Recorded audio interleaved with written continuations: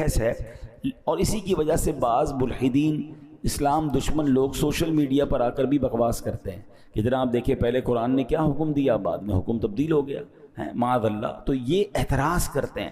تو اب 2-3 ایگزامپل کے ذریعے، دنیاوی ایگزامپل کے ذریعے، آسان مثالوں سے اس مسئلے کو سمجھ لیں جو ہم دنیا میں بھی پریکٹس کرتے ہیں. مثال کے طور پہ کہ بچہ پیدا ہوتا ہے، جب بچہ پیدا ہوتا ہے تو ایک خاص مدت تک اسے صرف ماں کا دودھ ہی پلایا جاتا ہے اور کچھ نہیں کھلایا جاتا. ایک وقت آتا ہے پھر اسے کچھ ہلکی ہلکی ٹھوس غذا دینا شروع کی جاتی ہے. لکوڈ ہوتا ہے مگر تھوڑا گاڑھا لکوڈ ہوتا ہے.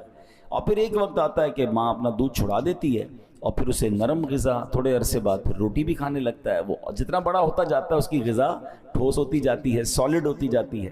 تو اب مجھے بتائیے کہ کیا اس وقت ماں کا دودھ دینا غلط تھا؟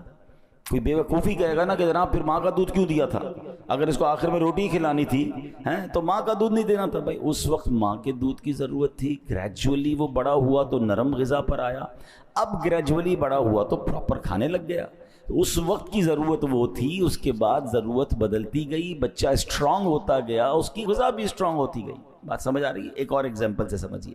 ہم ڈاکٹر کے پاس جاتے ہیں، ڈاکٹر ہماری طبیعت دیکھ کر کوئی دوائی دیتا ہے، کہتا ہے 1 ہفتے بعد دوبارہ آنا. ہم ہفتے بعد جاتے ہیں، کہتا ہے اب یہ دوائی بند کر دو، اب یہ دوائی شروع کر دو. تو کوئی بے وقوف آدمی کہتا ہے ڈاکٹر صاحب وہ دوائی پھر کیوں دی تھی، ہیں آپ نے پھر غلط تھا آپ کا فارمولہ.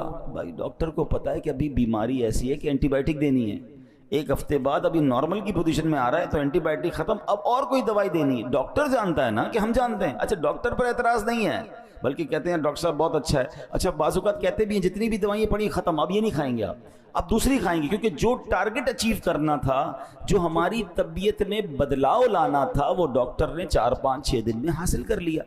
ٹھیک ہے نا؟ تو اب یہ جراثیم وہ ختم ہو گئے، بیکٹیریا ختم ہو گئے، اب وہ کسی اور طرف ہمیں لے جاتے ہیں.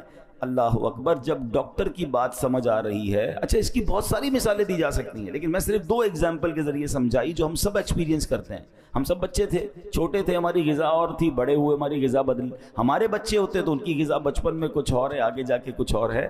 تو اس وقت اس غذا کی ضرورت بھی صحیح فیصلہ تھا، بعد میں غذا کا امپروو کرنا بھی صحیح فیصلہ ہے. اس وقت اس دوائی کا ڈاکٹر کا فیصلہ بھی ٹھیک تھا، بعد میں اس دوائی یا اس فارمولے یا اس کورس کو ختم کر کے دوسرا کورس شروع کرنا بھی ڈاکٹر کا عموماً صحیح فیصلہ ہوتا ہے. تو اب میرے پیارے اسلامی بھائیوں، اب یاد رکھیے کہ رب کریم سبحان اللہ اب یہاں مثال سمجھانے کے لیے دی ہے. یہ ناسخ و منسوخ کی رب کی مرضی، وہ مالک خالق، اس کی مرضی کون سا حکم پہلے عطا فرمائے بعد میں اسے منع فرما دے. اب اس میں رب عز و جل جو ہے سبحان اللہ وہ بہت حکمت والا ہے.